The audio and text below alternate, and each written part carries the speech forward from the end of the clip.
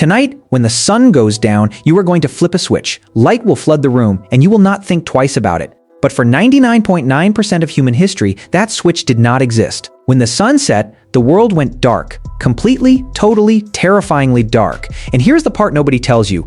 Ancient humans did not just sit there and wait for morning.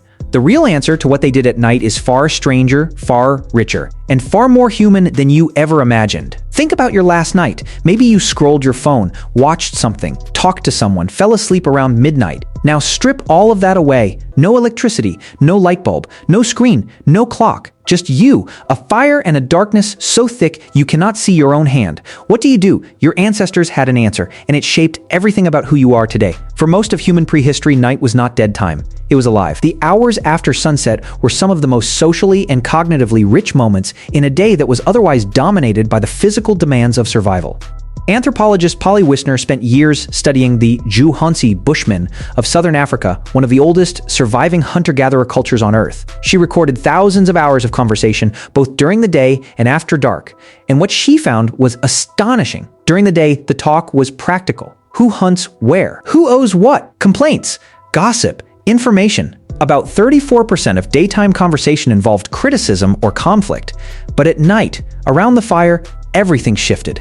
The topics changed, the tone changed, the stories changed. Nighttime conversation was almost entirely about people who were not there.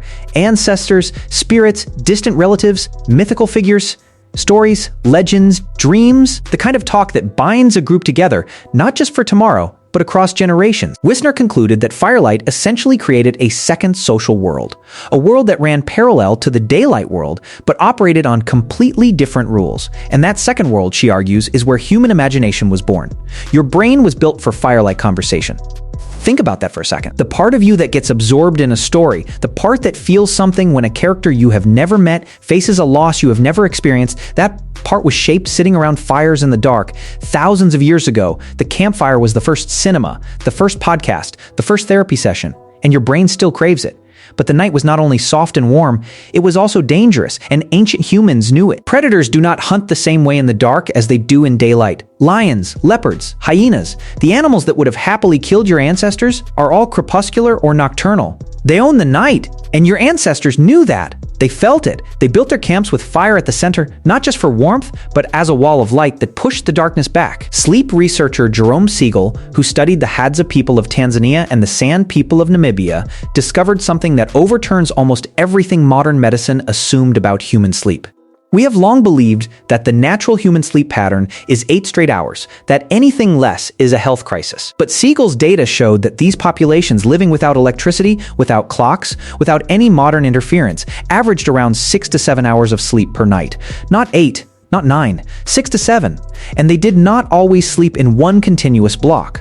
What Siegel found, and what other researchers like Roger E. Kirch have documented through centuries of historical records, is that segmented sleep may have been the norm for most of human history. You would sleep for a few hours after dark, wake naturally in the middle of the night, lie quietly or speak softly with whoever was nearby, then drift back to sleep before dawn. That quiet waking window, sometimes called the watch, was its own kind of time. People reported feeling calm during it.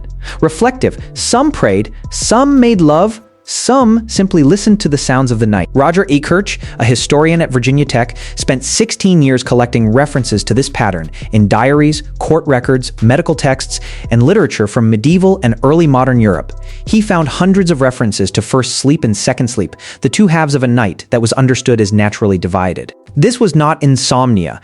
It was just night, and the hour between the two sleeps was often described as the most peaceful, most intimate, most honest part of the whole day. When electric light arrived in the 19th century, that middle window collapsed. The two sleeps merged into one, and millions of people alive right now lie awake at 3 a.m. convinced something is wrong with them, when what they are experiencing may be one of the most ancient rhythms their body still carries. Your body is not broken. It might just be remembering. But here's what is perhaps most remarkable about ancient nights. The darkness did not silence human creativity. It amplified it. The oldest known cave paintings in places like Chauvet in France, Altamira in Spain, and Sulawesi in Indonesia were made deep inside cave systems where no natural light ever reached. Not at cave entrances, deep inside. Your ancestors carried animal fat lamps into the absolute dark and painted horses, lions, aurochs, handprints, and symbols onto stone walls by flickering flame. The paintings at Chauvet date back approximately 36,000 years. The ones in Sulawesi may be older still. Some researchers believe they approach 45,000 years. Archaeologist Izzy Wisher and her colleagues at the University of Southampton have studied the flickering behavior of these ancient lamps and the way the painted animals seem to move across uneven rock surfaces. They argue that these were not just paintings, they were performances, visual stories designed to be watched by firelight, the way the flame moved making the animal appear to breathe and run and live. The cave was a theater, and night was showtime. So your ancestors, on a typical night tens of thousands of years ago, might have done something like this. As the sun fell, the fire was built up. Children were brought close to the warmth. Adults talked not about survival, but about the woman who died 3 winters ago. The spirit that lives in the river, the dreams someone had the night before. Someone told a story that made the group laugh. Someone told another story that made them fall quiet. An elder explained what the stars meant. A young hunter described a kill with gestures and sound effects, while the others watched, fully absorbed. Some people drifted into first sleep. Others stayed up longer, tending the fire, watching the perimeter, listening. The night watch was not a burden. It was a role. It meant something. Around the midpoint of the night, the camp stirred softly. People spoke in low voices. The fire was fed, and then, before the first gray light of dawn, they were asleep again. And then they woke to do it all again. Now think about tonight. The sun will set. You will flip a switch.